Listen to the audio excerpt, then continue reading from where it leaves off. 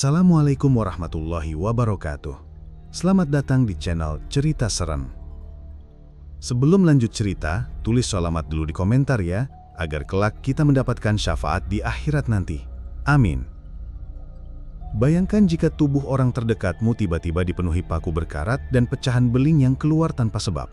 Itulah yang dialami Baba Iharjo, seorang petani tua dari desa Muncang Wetan.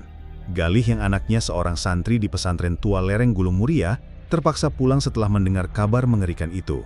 Namun penyakit misterius ini bukan sakit biasa. Ini adalah santet kejam yang dikirim Juragan Ijan, tuan tanah serakah yang mengincar kesuburan sawah keluarga mereka. Di tengah malam yang dipenuhi teror, Galih dipaksa membuka kembali ilmu warisan kiainya, ilmu tolak bala kawi sungsang, sebuah ajian pamungkas yang hanya bisa digunakan sekali seumur hidup dengan konsekuensi nyawa sebagai taruhannya. Apakah Galih mampu menyelamatkan bapaknya dari santet mematikan ini, atau justru rahasia kelam keluarga yang akan menghancurkan segalanya? Langit sore di lereng Gunung Muria tampak mendung, seperti menyembunyikan sesuatu yang kelam di balik kabut tipis. Di sebuah pesantren tua yang terpencil, seorang santri bernama Galih duduk di serambi surau. Usianya baru 22 tahun, tapi matanya sudah memantulkan sorot dewasa karena kerasnya tempaan hidup di pesantren. Tangan Galih tak berhenti menggenggam kitab kuning yang sudah lusuh, namun pikirannya melayang entah kemana.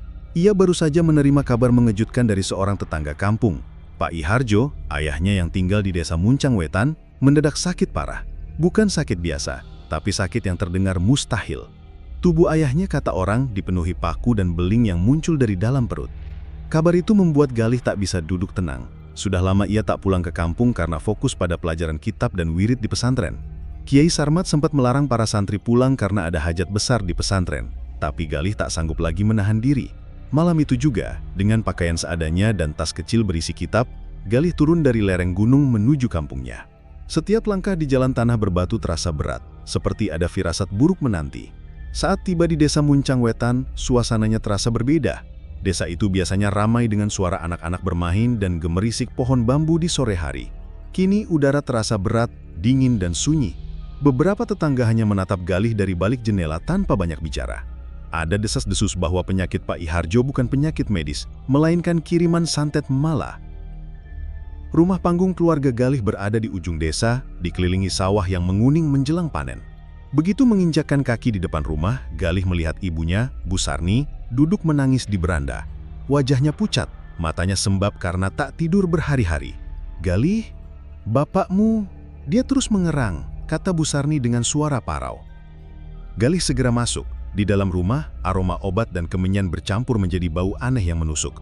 Di atas dipan bambu, Pak Iharjo terbaring. Tubuhnya tampak kurus kering seperti disedot tenaga hidupnya. Perutnya penuh lebam dan luka, tapi yang paling membuat Galih tertegun adalah sebatang paku berkarat yang menonjol keluar dari kulit perut sang ayah. Darah segar mengalir dan di sebelah dipan tergeletak serpihan beling yang masih berlumuran darah. "Ini dari tubuh bapakmu," ucap Bu Sarni sambil menunjukkan beling itu dengan tangan gemetar. Galih menahan mual. Tak mungkin ini ulah penyakit biasa. Ia menggenggam tangan bapaknya yang dingin, mencoba memanggilnya dengan lirih. Pak Iharjo membuka mata perlahan, tatapannya kosong, bibirnya bergerak tanpa suara, seolah ingin mengatakan sesuatu. Tapi setiap kali mencoba berbicara, ia justru memuntahkan darah bercampur serpihan kecil kaca. Pemandangan itu seperti mimpi buruk. Malam itu, Galih tak bisa tidur. Di luar, suara angin bertiup kencang membawa aroma anyir. Di dalam rumah, Pak Iharjo merintih kesakitan setiap beberapa jam sekali. Kadang tubuhnya bergetar hebat, lalu paku berkarat keluar perlahan dari pori-porinya, meninggalkan bekas luka mengganga. Ibu Sarni hanya bisa menangis sambil berdoa. Tidak ada dukun atau tabib desa yang sanggup menolong.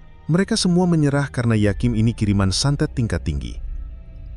Sekitar tengah malam, Galih mendengar ketukan keras di dinding rumah. Tok, tok, tok. Ketukan itu terdengar berulang seperti ada seseorang di luar. Namun ketika Galih keluar dengan membawa obor, tak ada seorang pun. Di kejauhan, di antara hamparan sawah yang digelap, Galih melihat bayangan hitam berdiri diam menatap rumah. Bayangan itu tak berbentuk manusia sepenuhnya, terlihat tinggi, dengan kepala seperti memakai masker dari tempurung kelapa dan kedua matanya merah menyala. Saat Galih mendekat, bayangan itu menghilang seolah ditelan tanah. Kembali ke rumah, Galih melihat bapaknya terbangun, menjerit keras. Dari perutnya muncul dua batang paku panjang bersamaan dengan darah yang memercik ke kain kasur. Bu Sarni berteriak histeris. Galih segera memegang tubuh bapaknya, mencoba menarik paku itu dengan kain, namun paku itu seakan melekat dengan daging. Galih tak pernah merasa setakut ini seumur hidupnya. Ia hanya bisa membaca ayat-ayat pendek yang diajarkan Kiai Sarmat untuk mengusir gangguan gaib. Di sela kepanikannya, Galih mulai teringat pembicaraan lama di kampung tentang Juragan Ijan, seorang tuan tanah kaya yang punya banyak sawah dan kebun. Juragan Ijan sudah lama mengincar sawah warisan leluhur keluarga mereka, sawah yang tak pernah gagal panen bahkan di musim kemarau. Ada cerita bahwa Juragan Ijan pernah datang menawarkan harga tinggi untuk membeli tanah itu. Tapi Pak I Hardjo menolak dengan tegas. Sejak penolakan itu, Juragan Ijan tak lagi ramah, bahkan sering menyindir keluarga Galih di depan warga. Beberapa tetangga yang berani bicara pada Galih mengaku pernah melihat orang suruhan Juragan Ijan mendatangi rumah dukun sakti di desa lain. Ada juga yang bilang, malam sebelum Pak I Hardjo sakit, ada ayam hitam mati di sawah mereka, dengan mulut dipenuhi paku. Semua tanda itu mengarah pada satu kesimpulan. Juragan Ijanlah yang mengirim santet ini. Galih tahu menghadapi santet bukan perkara mudah. Sebagai santri, ia diajarkan ilmu-ilmu wirid untuk tolak bala. Namun santet tingkat tinggi seperti ini membutuhkan ilmu khusus. Ia teringat pada ajaran Kiai Sarmat tentang ilmu kawi sungsang, ilmu pamungkas untuk memantulkan kembali santet. Namun ilmu itu berbahaya karena membutuhkan tumbal tenaga dari sang pengamalnya.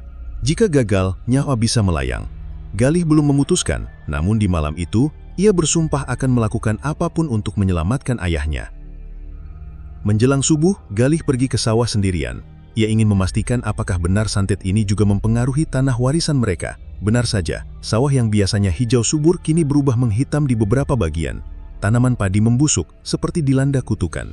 Saat Galih berdiri di tengah sawah, angin bertiup kencang dan dari lumpur sawah muncul suara-suara aneh. Suara orang menangis, tertawa, dan bisikan lirih menyebut namanya. Galih berlari kembali ke rumah dengan jantung berdetak kencang.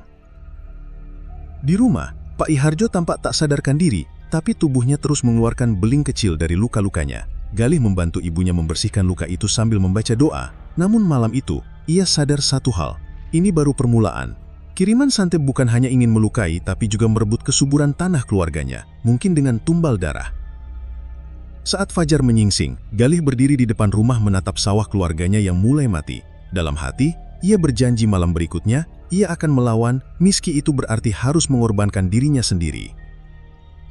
Pagi itu, udara desa Muncang Wetan terasa dingin dan berat. Galih duduk di beranda rumahnya, masih dengan baju santri yang lusuh dan penuh noda darah bapaknya. Malam sebelumnya, ia nyaris tidak tidur, terus berjaga di samping ranjang Pak I Hardjo yang masih terbaring lemah. Setiap beberapa jam, tubuh sang ayah kembali mengeluarkan paku dan serpihan beling yang tak masuk akal. Galih mulai sadar, ini bukan sekadar serangan santet biasa. Ini santet tingkat tinggi yang mengincar nyawa sekaligus memutus hubungan keluarga mereka dengan tanah warisan leluhur. Galih, kita harus cari cara lain. Suara Bu Sarni lirih. Wajahnya tampak lebih tua dari usianya karena kurang tidur.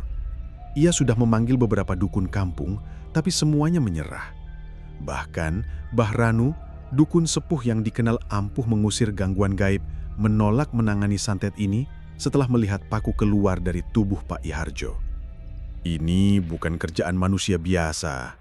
Ada niat membunuh dan merebut tanah dalam satu tarikan ilmu hitam, kata Mbah Ranu kemarin malam sebelum pergi dengan wajah tegang. Galih mencoba berpikir jernih.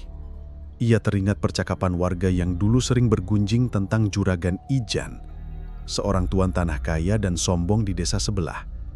Juragan Ijan adalah orang yang punya banyak sawah, namun tidak ada yang seindah dan subur seperti sawah keluarga Galih. Sawah warisan leluhur keluarga I Hardjo tidak pernah gagal panen, meski kemarau panjang. Semua orang percaya sawah itu bertuah, dijaga oleh kekuatan alam gaib. Juragan Ijan sudah lama mencoba membeli tanah itu, tapi ditolak oleh I Hardjo. Sejak saat itu, ia seperti menyimpan dendam. Hari itu, Galih memutuskan untuk memeriksa sekitar rumah. Ia berjalan perlahan sambil memperhatikan setiap sudut. Di bawah tangga rumah panggung, ia menemukan sepotong kain kafan yang dililitkan di sebuah batu. Dan di dalamnya ada jarum panjang berkarat. Di halaman belakang, ia menemukan pecahan kaca yang ditanam di tanah berjajar melingkari area rumah seperti jebakan gaib. Saat mencoba mengangkat salah satu pecahan kaca itu, ia merasakan hawa panas menjalar dari tanah. Ini jelas kerjaan orang, gumam Galih. Dan orang itu pasti tahu betul cara mencederai bapakku. Bu Sarni datang menghampiri dengan wajah pucat. "Galih, aku harus jujur. Semalam Mbah Ranu bilang ini ulah Juragan Ijan. Dia menyewa dukun sakti dari kota. Orang yang katanya bisa menukar kesuburan tanah dengan darah. Bapakmu mungkin jadi tumbalnya." Mendengar itu, darah Galih mendidih. Ia mengenal Juragan Ijan sebagai orang yang licik. Beberapa tahun lalu, Ijan pernah berseteru dengan bapaknya karena persoalan irigasi. Sejak saat itu, Ijan tidak pernah berhenti mencari cara untuk menjatuhkan keluarga mereka. Galih merasa ini bukan kebetulan. Siang itu, saat Galih menimba air di sumur belakang, ia tiba-tiba merasakan pusing. Pandangannya gelap, lalu ia melihat bayangan menyerupai bapaknya, namun tubuhnya penuh dengan paku yang menancap di setiap persendian. Bayangan itu berjalan pincang ke arahnya dan berbisik, "Galih, tanah itu, darahku." Galih tersentak dan jatuh, nyaris tercebur ke sumur. Ketika ia tersadar, tak ada siapa-siapa. Namun di dasar sumur itu, ia melihat cahaya merah samar, seperti bara yang berputar. Ia semakin yakin bahwa ini bukan sekedar kiriman santet biasa, tapi ada kekuatan gaib yang berhubungan langsung dengan tanah mereka. Menjelang sore, tetangga mereka, Pak Sarto, datang membawa kabar. "Galih, aku dengar kabar soal bapakmu. Kau tahu, semalam aku melihat orang-orang suruhan Juragan Ijan di jalan menuju rumah Mbah Rondo, dukun santet di desa Gempal," ucap Pak Sarto dengan wajah khawatir. "Mereka membawa karung berisi ayam hitam, bunga-bunga anyir, dan paku. Aku curiga ini ada hubungannya dengan bapakmu." Galih mengangguk, rahangnya mengeras. "Aku tak bisa diam saja. Jika benar Ijan mengirim santet, aku harus mematahkannya." Pak Sarto menepuk bahu Galih. "Kamu hati-hati, orang seperti Ijan tak segan melakukan apapun. Bahkan konon dia punya perjanjian hitam dengan makhluk gaib." Malamnya, Galih duduk di dekat ranjang bapaknya. Ia membuka kitab kecil berisi wirid tolak bala yang pernah diberikan Kiai Sarmat. Wirid itu disebut Kawi Sungsang, ilmu yang bisa membalikan santet pada pengirimnya. Namun, Kiai Sarmat pernah berpesan, "Ilmu ini hanya boleh digunakan jika kau siap menanggung resiko besar. Kadang tumbalnya justru orang yang mengucapkannya." Galih menatap wajah bapaknya yang pucat. Setiap kali napas Bapak Iharjo tersengal, darah bercampur beling keluar dari mulutnya.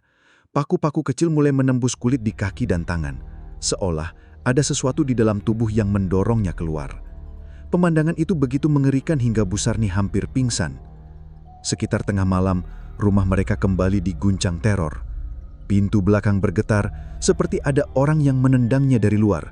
Suara ketukan keras datang bertubi-tubi. Tok, tok, tok. Lalu terdengar suara gamelan lirih dari arah sawah, seperti sedang ada pertunjukan wayang tengah malam. Galih keluar membawa obor.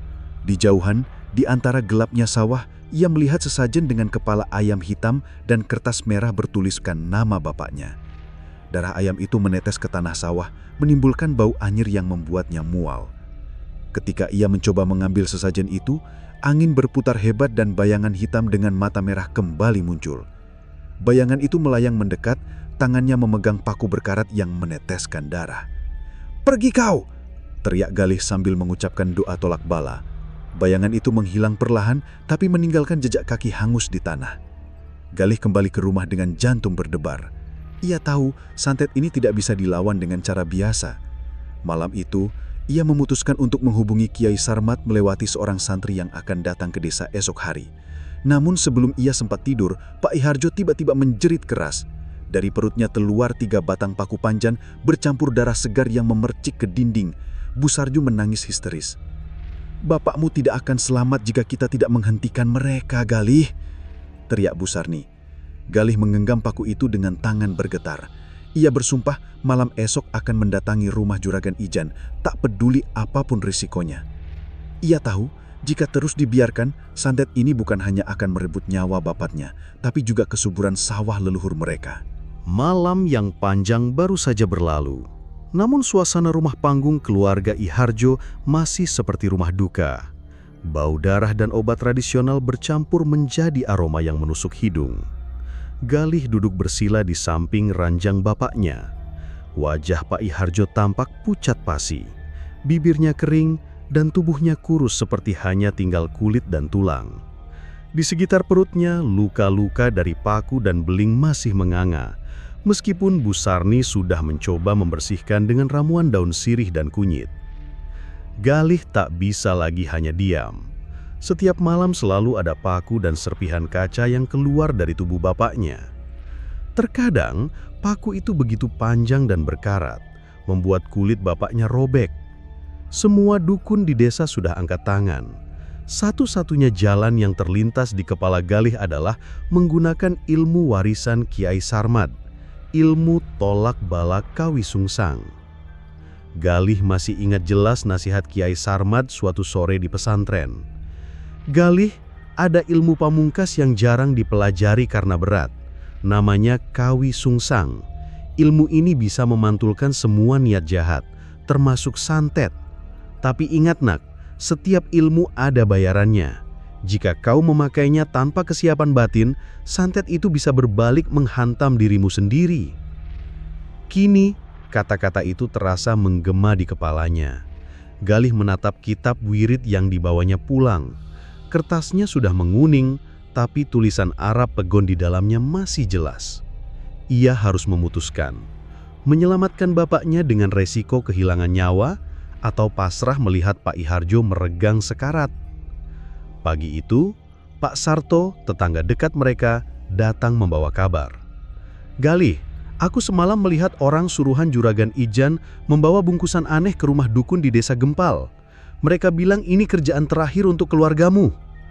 Galih menatapnya dengan mata merah. Aku tak bisa hanya menunggu. Malam ini aku akan mencoba mematahkan santet itu. Pak Sarto terlihat ragu. Kau mau melawan? Galih, mereka tidak main-main. Aku pernah dengar Juragan Ijan bahkan memuja makhluk gaib penunggu hutan jati. Siapapun yang melawannya selalu celaka. Galih hanya menatap sawah di kejauhan. Sawah warisan leluhur mereka kini mulai menghitam. Padi-padi membusuk seolah tersiram racun gaib. Ini bukan sekedar dendam pribadi. Ada kekuatan gelap yang ingin menguasai tanah itu. Sore harinya, Galih mulai mempersiapkan diri. Ia membersihkan diri dengan air sumur 7 sendang yang ada di desa. Dengan pakaian putih polos, ia duduk bersila di dekat ranjang bapaknya, membaca wirid pelindung yang diajarkan Kiai Sarmad. Bu Sarni menatap anaknya dengan cermas. Galih, apa kau yakin? Ilmu itu katanya berat nak. Ibu takut terjadi sesuatu padamu. Galih menggenggam tangan ibunya. Bu, kalau kita diam saja, bapak tak akan bertahan lama. Aku harus mencoba. Lalu ia mengambil 3 batang paku berkarat yang keluar dari tubuh bapaknya malam sebelumnya. Paku itu akan menjadi media balik kiriman santet. Galih menancapkan paku itu di atas papan kayu, menyalakan kemenyan, lalu membaca wirid. Menjelang tengah malam, Galih memulai ritual Kawi Sungsang. Suara jangkrik berhenti. Angin terasa berat. Seakan seluruh desa menahan nafas. Ia duduk di teras rumah, menghadap ke arah sawah yang menghitam. Paku-paku berkarat ia taruh di mangkuk tanah liat bersama air dari 7 sendang dan sedikit darah ayam hitam. Ketika wirid dimulai, tubuh Galih mulai gemetar. Angin berputar seperti pusaran, dan dari arah sawah terdengar suara gamelan lirih yang semakin lama semakin keras. Bayangan hitam muncul di ujung pematang sawah, tinggi menjulang dengan mata merah menyala. Bayangan itu tertawa mengejek. Siapa kau berani menantangku? Suara itu terdengar di kepala Galih, bukan lewat telinga. Aku anak I Hardjo, pemilik tanah ini. Aku tak akan biarkan kau mengambilnya. Teriak Galih, suaranya bergetar tapi penuh tekad. Saat wirid mencapai ayat terakhir, tiba-tiba tubuh Pak I Hardjo yang berada di dalam rumah bergetar hebat. Bu Sarni berteriak, Galih, bapakmu paku lagi keluar. Galih berlari ke dalam. Benar saja, dari perut bapaknya muncul 3 batang paku besar. Darah menyembur ke kain kasur. Galih segera menggenggam tangan bapaknya, melanjutkan wirid sambil menahan rasa sakit. Anehnya, paku-paku itu mulai meleleh seperti lilin terbakar. Namun sesuatu yang tak terduga terjadi. Beling-beling kecil mulai muncul dari kulit Galih sendiri. Rasa sakitnya luar biasa, seolah ada pecahan kaca mengiris dari dalam tubuhnya. Ia sadar, santet itu berbalik menyerang dirinya karena Kawi Sungsang memantulkan energi gaib pada pengamal jika tak kuat menahannya. Tiba-tiba, dunia sekelilingnya gelap. Galih merasa terlempar ke sebuah tempat asing, seperti berada di tengah sawah dengan langit merah darah. Bayangan hitam yang tadi ia lihat kini berdiri di depannya. Kali ini jelas berbentuk manusia dengan wajah mirip Juragan Ijan, namun matanya kosong dan tubuhnya dipenuhi paku. "Siapa kau berani menantangmu?" Suaranya berat. Galih menggenggam wirid di hatinya, lalu membaca doa dengan penuh keyakinan. Cahaya putih keluar dari dadanya, menghantam bayangan itu hingga menghilang dengan jeritan keras. Namun, tubuh Galih semakin lemah. Ritual itu berlangsung hingga ayam berkokok. Saat matahari terbit, Pak Iharjo tertidur lelap untuk pertama kalinya tanpa paku keluar dari tubuhnya. Namun Galih pingsan dengan tubuh penuh goresan kaca kecil. Bu Sarni menangis melihat anak dan suaminya terkapar. Meski begitu, di sudut hati Galih berasa yakin ia berhasil mematahkan santet sementara waktu. Namun ia tahu ini belum berakhir. Juragan Ijan pasti akan mengirim serangan yang lebih kejam. Di kejauhan, sawah yang menghitam mulai mengeluarkan bau busuk, seolah ada bangkai besar di bawah tanah. Galih menatap sawah itu dengan penuh kebencian. "Aku harus mengakhiri ini sebelum semuanya binasa," ucapnya lirih. Pagi itu, cahaya matahari terasa redup, seperti terhalang tirai gelap yang tak kasat mata.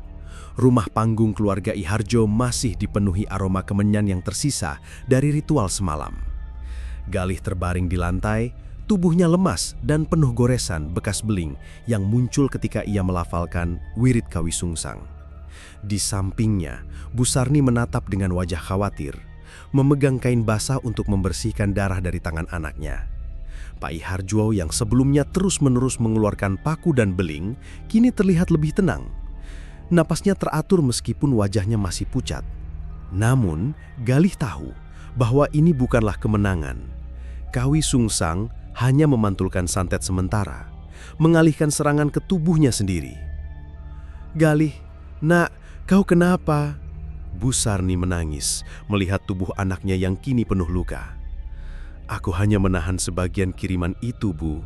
Bapak mungkin aman untuk sementara, tapi aku tidak," jawab Galih dengan suara lirih. Siang itu, Galih merasakan perih di seluruh tubuh.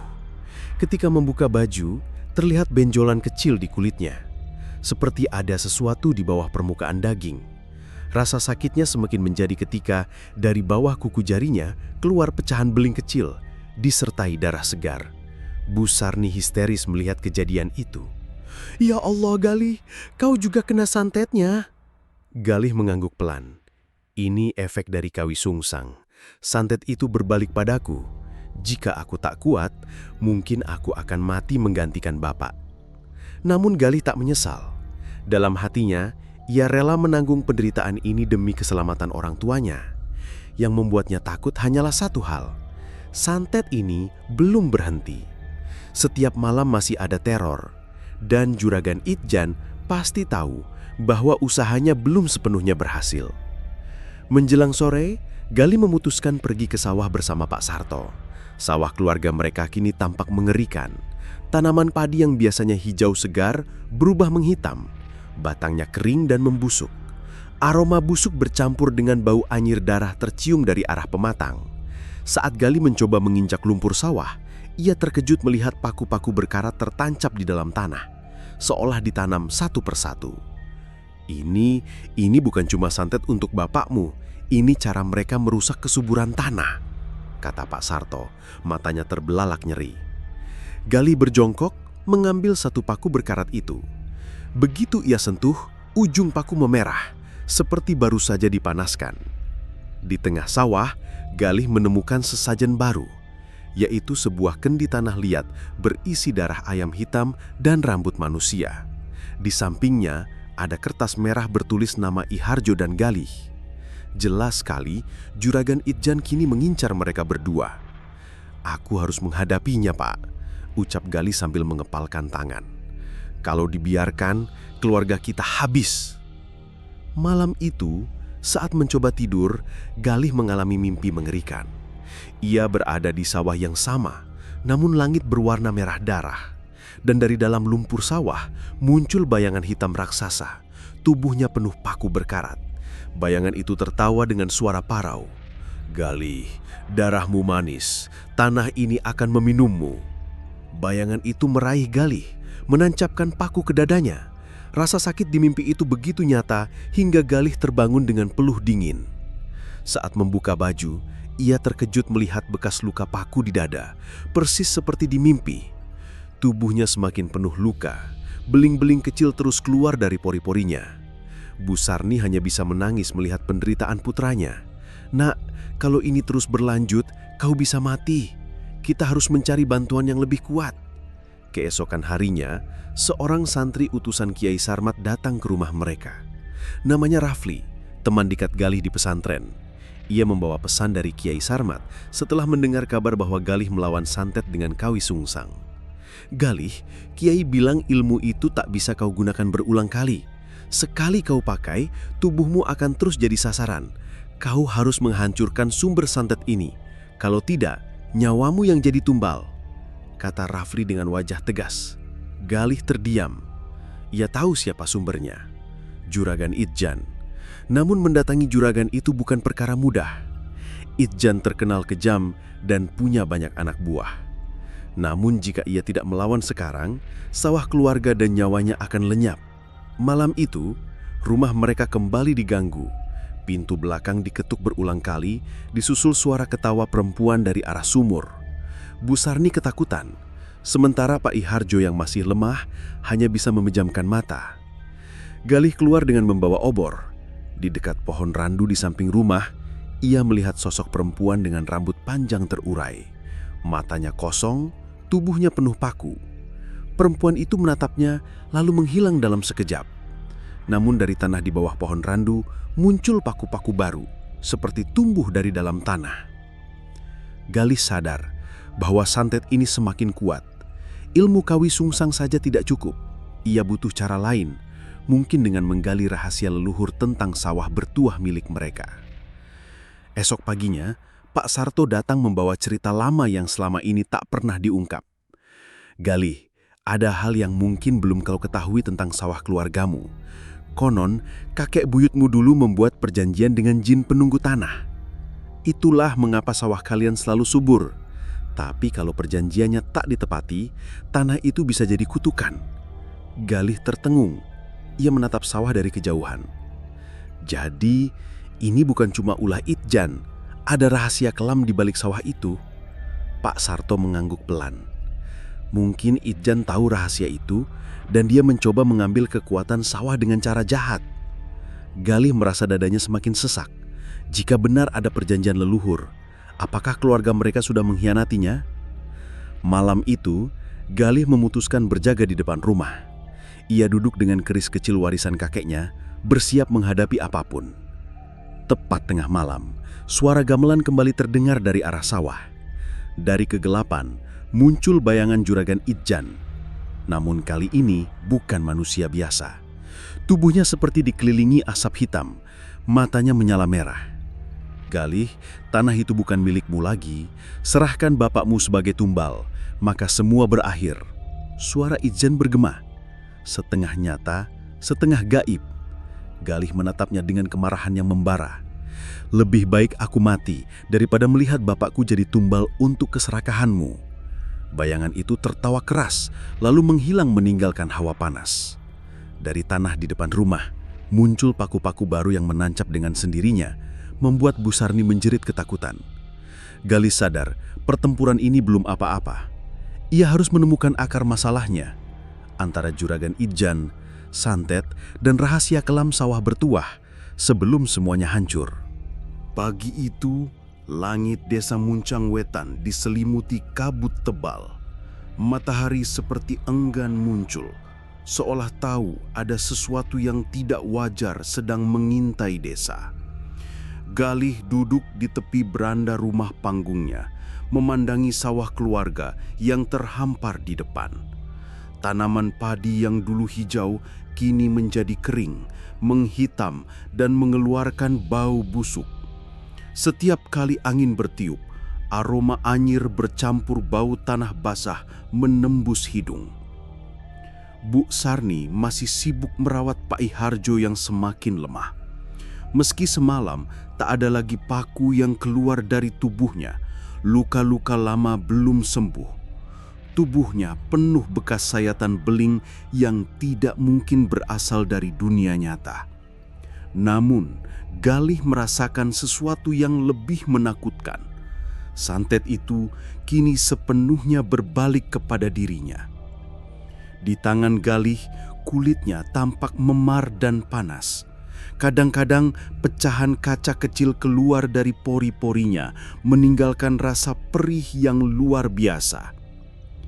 Siang itu, Pak Sarto, tetangga tua yang sering membantu keluarga Galih, datang membawa sebuah benda aneh. Batang bambu kuning yang diukir dengan simbol-simbol kuno. Galih, aku temukan ini di gubuk lama dekat sawahmu. Ini peninggalan kakek buyutmu, Mbah Werdi. Konon dia membuat perjanjian dengan penunggu tanah untuk menjaga kesuburan sawah. Benda ini saksi perjanjian itu, kata Pak Sarto. Galih memandangi bambu kuning itu dengan rasa penasaran. Jadi benar apa yang kau bilang, bahwa sawah kita bertuah karena perjanjian gaib? Pak Sarto mengangguk berat.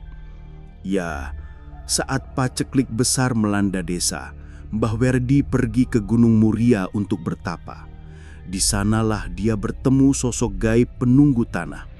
Konon sawah kalian subur karena kekuatan itu, tapi ada syarat yang harus dijaga. Jika syaratnya dilanggar, sawah akan mati dan nyawa keluarga bisa jadi tumbal. Galih terdiam, dadanya terasa sesat. Apakah sekarang syarat itu sudah dilanggar? Apakah Juragan Ijan tahu rahasia ini dan ingin menguasainya? Malamnya, Galih memutuskan untuk mencari tahu lebih dalam. Ia membawa Rafli, teman santri yang datang membantu, untuk pergi ke gubuk tua di tengah sawah keluarga. Gubuk itu sudah lama tak dipakai, namun warga desa percaya ada penunggu di sana. Ketika mereka mendekat, suasana mendadak hening. Angin berhenti bertiup, jangkrik tak lagi bersuara. Dari dalam gubuk terdengar suara bisikan lirih seperti orang berdoa dengan bahasa yang tak dimengerti. Galih masuk perlahan membawa obor. Di dalam ia menemukan sesajen baru, kepala ayam hitam, bunga 7 rupa, dan mangkuk tanah liat berisi darah segar. Di samping sesajen itu ada kertas bertuliskan nama Galih dan Iharjo. Jelas sekali ini ulah Juragan Ijan. Aku akan kembalikan ini padanya, ucap Galih sambil meremas kertas itu. Kalau dia mau perang, aku siap. Malam itu, Galih membuka kitab wirid pemberian Kiai Sarmat. Di salah satu halaman yang jarang dibuka, ia menemukan catatan mengenai mantra kunci penolak santet warisan leluhur. Mantra itu membutuhkan media bambu kuning, darah keturunan pertama, dan tanah dari sawah yang terkena santet. Ini mungkin satu-satunya cara, tapi resikonya besar, kata Galih pada Rafli. Resiko apa? Kalau aku gagal, bukan hanya aku yang mati, kesuburan sawah bisa hilang selamanya. Bu Sarni yang mendengar percakapan itu langsung menangis. Nak, jangan lagi kau sakiti dirimu. Bapakmu sudah cukup menderita. Namun Galih tak bergeming. Bu, kalau aku tidak melakukan ini, Juragan Ijan akan terus mengirim santet. Kita bisa kehilangan segalanya. Keesokan harinya, Galih nekat pergi ke rumah besar Juragan Ijan di desa sebelah. Rumah itu besar, berpagar tinggi, dan dijaga beberapa lelaki bertubuh kekar. Saat Galih datang, mereka langsung menghalangi jalannya. "Aku ingin berbicara dengan Juragan Ijan," seru Galih. Dari balik pintu terdengar suara berat. Juragan Ijan keluar dengan pakaian serba hitam, wajahnya penuh senyum sinis. "Apa yang membuat seorang santri datang ke sini? Kau mau minta ampun, Galih?" "Aku tidak datang untuk memohon. Hentikan santetmu pada bapakku," tegas Galih. Juragan Ijan tertawa dingin. "Sawah itu sudah waktunya jadi milikku. Kau tak akan mampu melawan. Bahkan kalau bapakmu mati pun, aku tetap akan mengambilnya." Galih mengepalkan tangan. "Aku tidak takut padamu, Juragan. Aku punya cara memutus kutukan ini." Juragan Ijan menatapnya tajam lalu berbisik, "Kalau kau berani, lihat saja siapa yang bertahan hidup." Malamnya, gangguan semakin menjadi-jadi.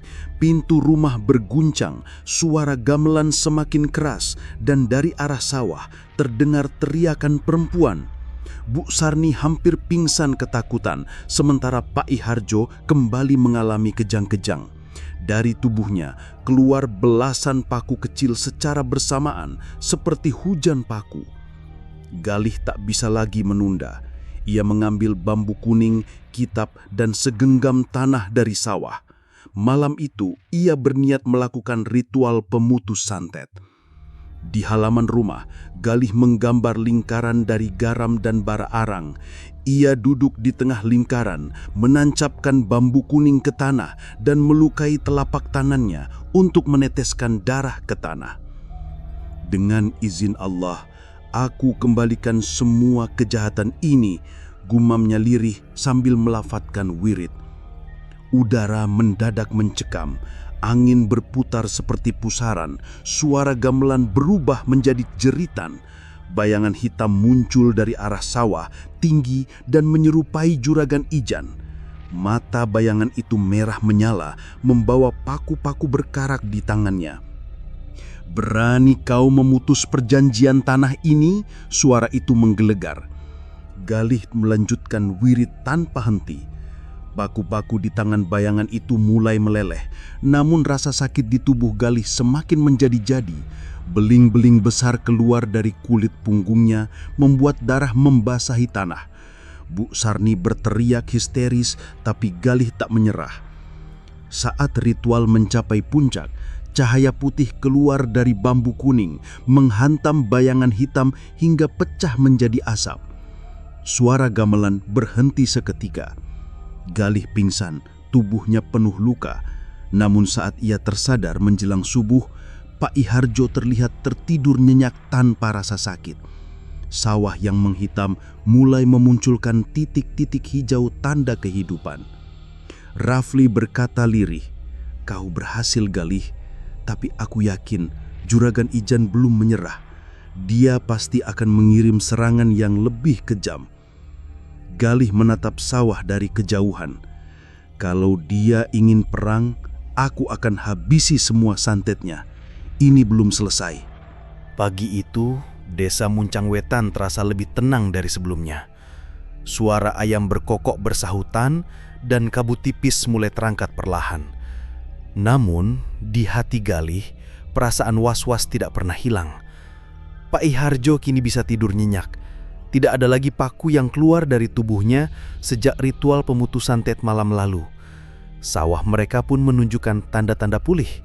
Pucuk-pucuk padi muda mulai tumbuh di antara lumpur hitam yang sebelumnya mati.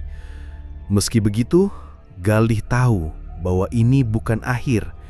Juragan Ijan dengan keserakahan dan ilmunya yang kotor pasti tidak akan menerima kekalahan begitu saja.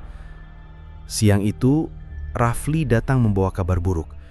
Ia mendapat laporan dari seorang warga desa Gempal, kampung asal Juragan Ijan. "Dalih, Ijan marah besar setelah tahu santetnya gagal. Mereka bilang dia mengadakan ritual besar-besaran semalam. Ada suara gong dan gamelan dari rumahnya. Bahkan beberapa warga melihat asap hitam membumbung dari atapnya. Ucap Rafli dengan wajah serius. Galih hanya diam, namun matanya memancarkan api kemarahan. Kalau dia berani melukai keluargaku lagi, aku tak akan tinggal diam. Bu Sarni yang mendengar percakapan itu langsung memegang lengan Galih. Nak, jangan terburu-buru. Orang seperti Ijan, dia bukan manusia biasa. Jangan sampai kau terjebak lebih dalam. Malam harinya, tanda-tanda serangan baru mulai terasa. Angin berhembus kencang, pintu rumah bergoyang keras seperti didorong kekuatan gaib. Di atap rumah terdengar suara cakar-cakar seperti binatang liar. Pak Iharjo yang baru pulih terbangun dengan wajah ketakutan. Ada sesuatu di atap, katanya lirih. Galih keluar dengan obor. Ketika menatap atap rumah panggung, ia terkejut melihat seekor burung gagak hitam sebesar anak kambing. Matanya merah menyala. Burung itu menatap Galih lalu mengeluarkan suara seperti tawa manusia. Rafli, ambilkan garam dan bacakan ayat kursi, teriak Galih.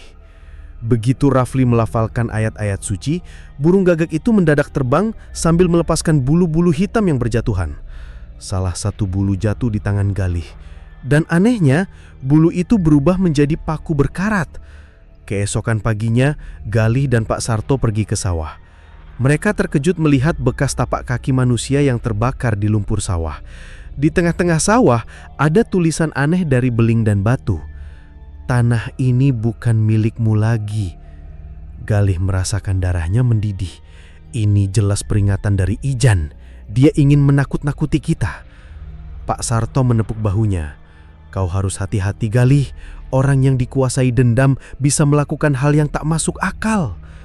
Sejak menggunakan ilmu Kawi Sungsang, tubuh Galih terus melemah. Setiap malam ia mengalami mimpi buruk. Dalam mimpi, ia sering melihat dirinya tertanam di sawah dengan tubuh penuh paku. Kadang ia terbangun dengan luka baru di kulitnya. Galih, kau tak bisa terus menahan semua serangan ini sendiri, kata Rafli. Kiai Sarmat bilang ada cara lain. Kau bisa mengembalikan santet itu sepenuhnya pada pengirimnya. Tapi resikonya adalah tubuhmu akan jadi wadah bagi energi hitam sementara. Kau siap? Galih menatap sahabatnya dengan mata merah karena kurang tidur. Kalau itu satu-satunya cara untuk menyelamatkan bapak dan ibu, aku akan melakukannya. Sore itu, seorang dukun sepuh dari desa lain datang.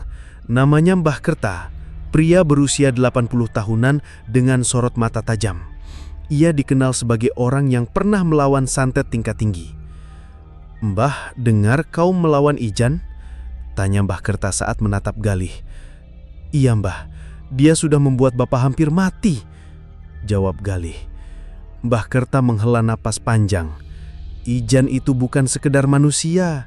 Dia punya perjanjian dengan Lembu Ireng, makhluk penunggu tanah hitam di desa Gempal. Kalau kau ingin melawannya, kau harus berani membuka perjanjian leluhurmu sendiri. Kunci kekuatan itu ada di pohon randu di pinggir sawahmu. Galih tertengun. Ia ingat pohon randu besar di ujung sawah yang selama ini dianggap angker. Orang-orang sering bilang ada suara tangisan di sana saat malam hari. Malam itu, Galih dan Rafli pergi ke pohon randu dengan membawa obor dan bambu kuning. Di bawah pohon itu, mereka menemukan lubang kecil berisi kendi tanah liat. Saat dibuka, di dalam kendi ada benda-benda aneh, kuku manusia, rambut, dan kain kafan yang sudah menghitam. Ini jelas bagian dari perjanjian lama, kata Rafli dengan wajah ngeri. Tiba-tiba, angin bertiup kencang. Dari balik pohon muncul sosok perempuan berambut panjang dengan tubuh dipenuhi paku. Suaranya melengking. Tanah ini harus dibayar dengan darah. Galih tak gentar. Ia menancapkan bambu kuning ke tanah, membaca doa Kawi Sungsang sambil memejamkan mata. Perempuan itu mengerang kesakitan lalu menghilang dalam asap hitam. Namun, darah keluar dari telapak tangan Galih menandakan tubuhnya mulai tak kuat menahan energi hitam. Setelah kejadian itu, Galih memutuskan untuk mengembalikan semua santet pada Juragan Ijan. Bersama Mbah Kerta, mereka menyiapkan ritual khusus di sawah. Mereka membuat lingkaran dari garam, menyalakan dupa, dan meletakkan paku-paku berkarat yang keluar dari tubuh Pak Iharjo. Galih, setelah ini serangan akan kembali pada pengirimnya, tapi kau harus siap menanggung rasa sakit yang sangat hebat, kata Mbah Kerta. Saat ritual dimulai, angin mendadak berhenti. Dari kejauhan terdengar jeritan seorang pria seakan berasal dari rumah Ijan. Paku-paku itu mendadak bergetar dan meleleh, sementara Galih merasa tubuhnya seperti terbakar. Darah keluar dari mulutnya, tapi ia terus melanjutkan doa. Pagi harinya, kabar mengejutkan datang dari desa Gempal. Warga bilang Juragan Ijan jatuh sakit mendadak. Tubuhnya panas seperti terbakar dan dari perutnya keluar paku berkarat. Rafli tersenyum lega. Sepertinya santet itu kembali pada pengirimnya. Galih hanya duduk terdiam di beranda. Meski lega, dia merasa ini belum akhir. Ijan memang terkena balasan, tapi orang seperti dia tak akan menyerah begitu saja. Malam itu, Galih terbangun karena mendengar suara langkah di halaman rumah. Ia mengintip dari jendela dan melihat bayangan besar berbentuk manusia, tapi wajahnya seperti meleleh, hitam dan penuh paku. Bayangan itu berdiri memandangi rumah mereka, lalu menghilang di kegelapan. "Ini belum selesai," bisik Galih dengan mata yang penuh amarah. Langit desa Muncang Wetan terlihat berbeda malam itu. Bulan yang biasanya terang tampak tertutup bayangan pekat seperti gerhana hitam yang datang tanpa peringatan. Galih duduk di beranda rumah panggung dengan wajah pucat namun mata penuh kewaspadaan. Pak I Harjo masih terbaring di dalam, mulai bisa duduk meski luka-luka di tubuhnya belum pulih sepenuhnya. Bu Sarni dan Rafli duduk di dekatnya, memegang tasbih dan melafalkan doa perlindungan. Sejak kabar tersebar bahwa Juragan Ijan jatuh sakit dengan tubuh mengeluarkan paku, ketegangan justru semakin meningkat. Warga desa berbisik-bisik bahwa Ijan sedang memanggil sesuatu yang lebih besar dari sekadar santet biasa, sebuah kekuatan kegelapan yang mampu menghancurkan seluruh keluarga Galih. Menjelang tengah malam, angin membawa aroma aneh, campuran bau amis darah dan kemenyan gosong. Lampu teplok di rumah panggung mereka bergetar seolah diterpa hembusan gaib. Rafli mendekati Galih. "Aku merasa malam ini ada sesuatu yang besar datang. Aku bisa merasakan hawa dingin ini menekan dada." Galih mengangguk. "Ini malam puncak. Aku yakin Ijan mengirim serangan terakhirnya." Tiba-tiba, terdengar suara gamelan dari arah sawah. Suara itu mengalun pelan, namun setiap dentingnya terasa seperti memukul jantung. Bu Sarni menutup telinganya sambil berdoa, "Ya Allah, lindungi kami." Tak lama kemudian, atap rumah bergetar keras. Sejumlah paku berkarat jatuh dari langit, menancap di tanah seperti hujan logam.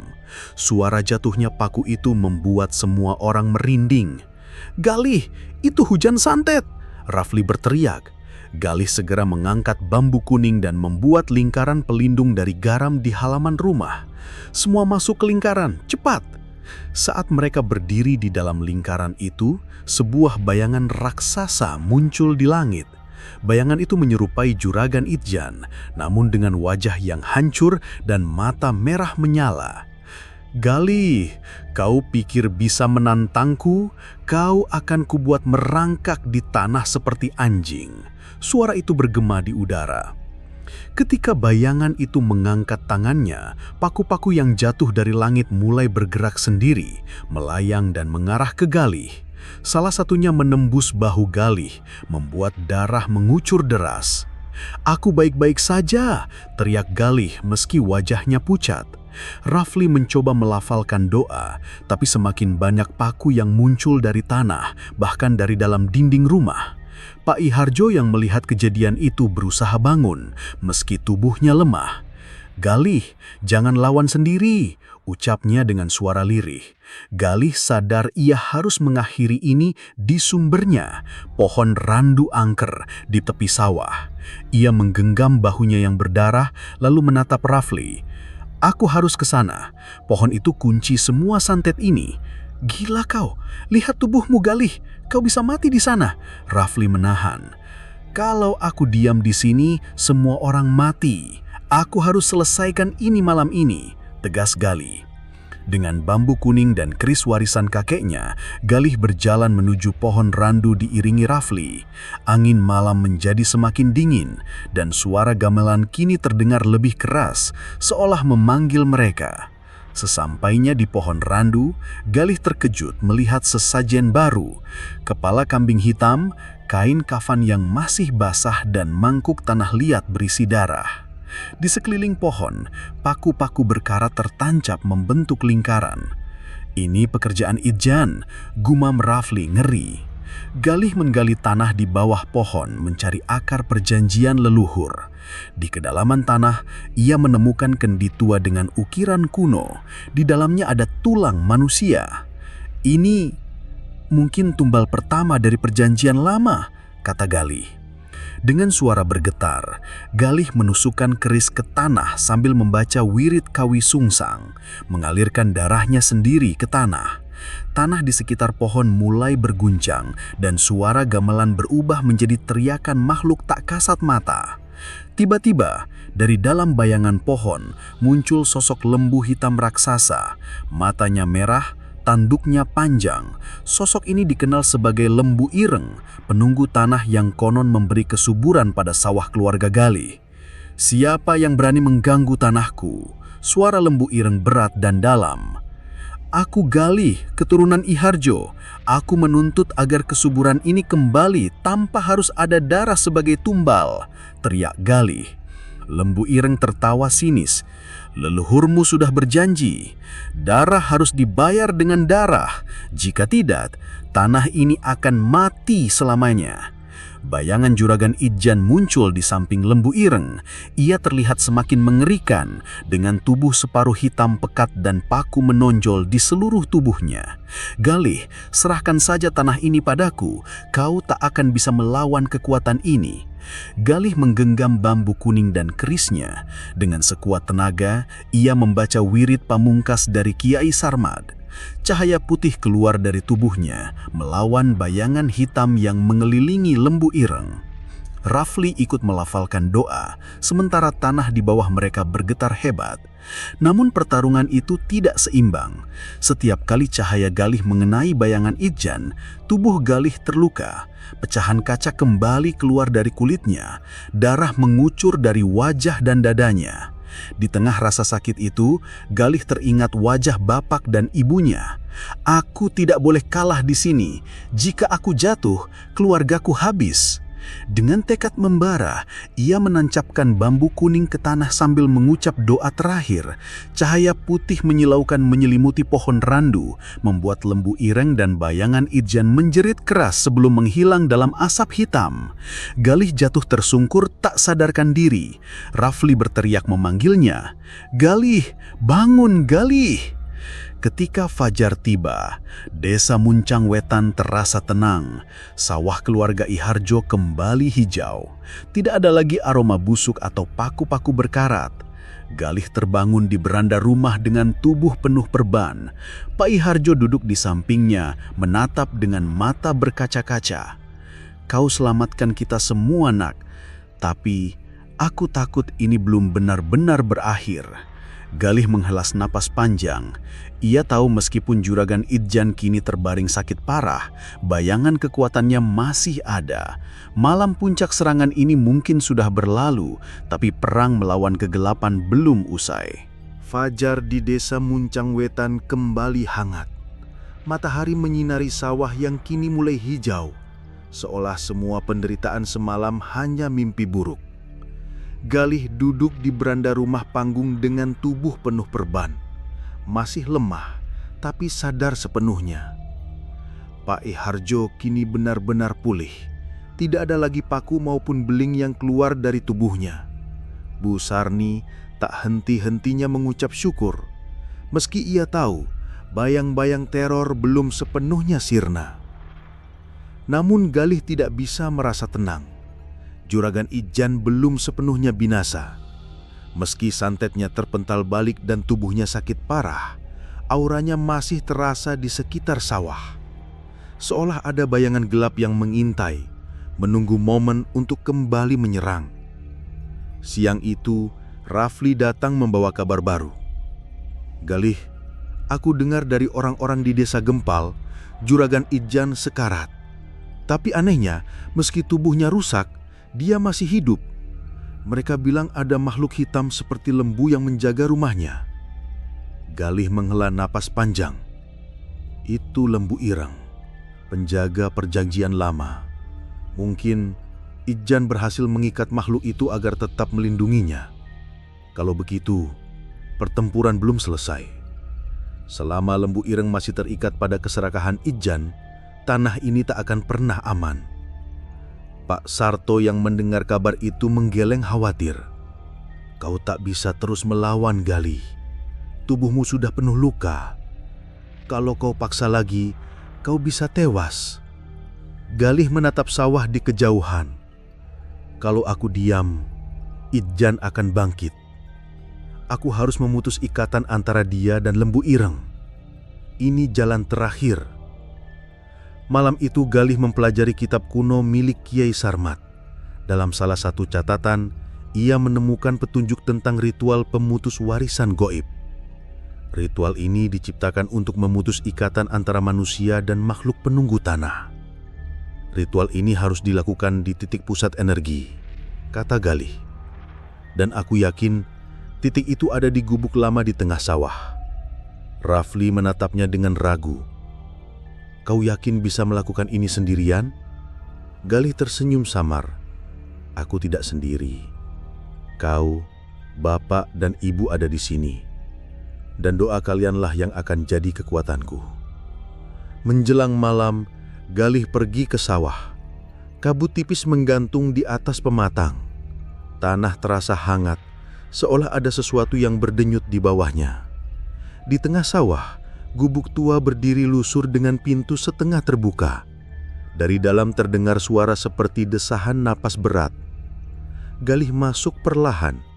Di dalam gubuk, ia melihat sesajen lama yang berubah wujud menjadi hitam pekat, dikerubungi lalat. Di sudut gubuk, ada patung kecil berbentuk lembu hitam, matanya merah menyala. Ini pusat kekuatan Idjan, gumam Galih.